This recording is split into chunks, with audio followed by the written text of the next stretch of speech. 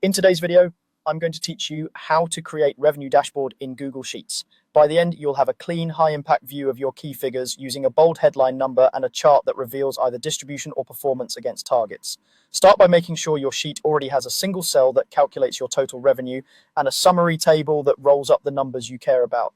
For example, your table might list categories like product lines with their revenue or months with revenue and a target column. With that in place, we'll turn the numbers into visuals. First, let's spotlight the big number. Click the cell that holds your total revenue to highlight it.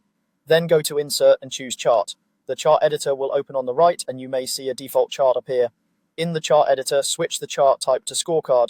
A scorecard is perfect for dashboards because it displays one large, clear headline value. If you don't see the correct number, double check that you selected just the single total revenue cell, not a range. Also make sure the cell actually contains a numeric result, not text. The scorecard will update automatically whenever your data changes, so it's great for at-a-glance monitoring.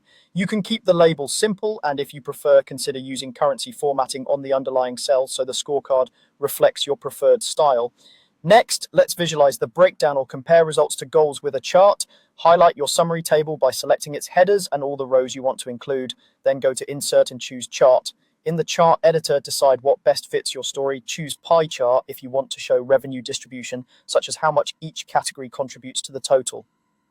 For a pie chart, the first column should be your labels, and the next column should be the revenue values. If you have many tiny categories, consider including only the top contributors to keep the chart readable. Alternatively, choose combo chart if you want to compare revenue versus targets over time or by segment. For a combo, the first column should be your time period or category, and the following columns should be your series, like revenue and target. This chart makes it easy to see where you're exceeding or falling short.